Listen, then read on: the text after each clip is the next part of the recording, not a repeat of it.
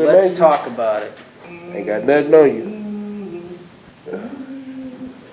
Let's talk about it.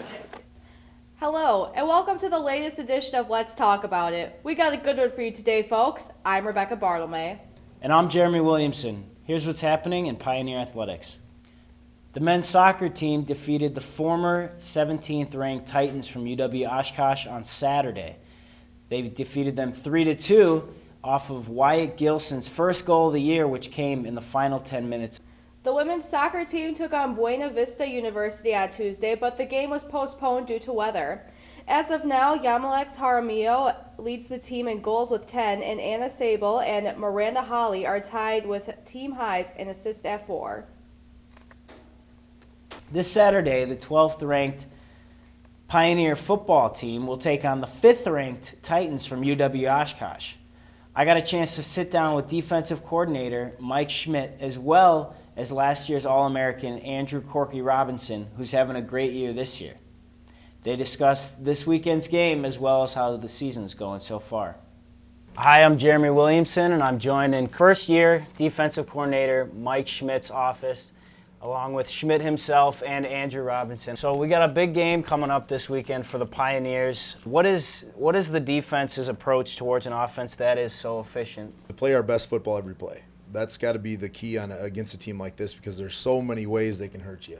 They're so dangerous personnel-wise, scheme-wise, formation-wise, that if you're not playing your best football mentally, physically, emotionally on every single play, then that's what's really going to get you hurt. And so a team that's this high-powered, you really got to be keyed in on every single play. And I know that sounds like coach speak and pretty cliche for everything, and it is. It's called the cliche because it's right. It works, It's been tested, but against a team like this, it's especially true. Is there something specifically that you want to do as far as third down conversions or forcing them to kick field goals, red zone defense, anything specifically that can limit the power that they have? Yeah, you got to limit big plays Right. against a team like this, and especially with the defense that they have. You're absolutely right that they can go and play defense against you and make it real difficult if they start scoring and getting a lead on you. But you got to limit big plays, and so you got to be keyed in on every play. You got to know your assignments on everything that we're doing with their multitude of options that they run, and then you really got to limit the big plays. We got to do a really nice job of I don't know that I can say, hey, we got to get off the field. We've been pretty good getting off the field on third down. We got to clean up our red zone part of it, but the biggest key is really got to limit the big plays. Like you said, they're going to get those close range opportunities no matter what. So we got to try to limit the other things that they do, the other times that they can get that. So.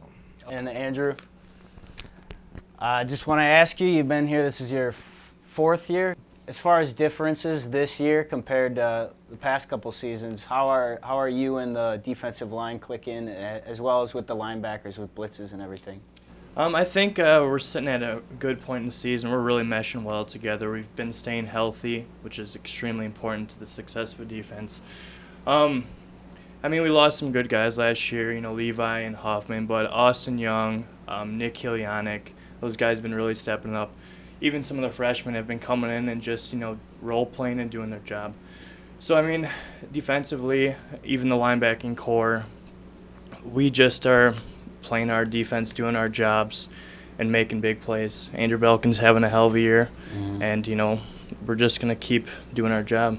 What do you think you need to do personally to kind of get them off their momentum? So you need to get at the quarterback, limit the running back's yardage. Is there anything that you're focusing on doing this weekend? Our big focus this weekend is just to take away the rush. They have very good rushing offense, and we want to take away some of that. They're gonna really try to spread us out, and they've got one of the best skilled position players in the area or country, some would say. Right, yeah. So, just handling those guys are extremely important.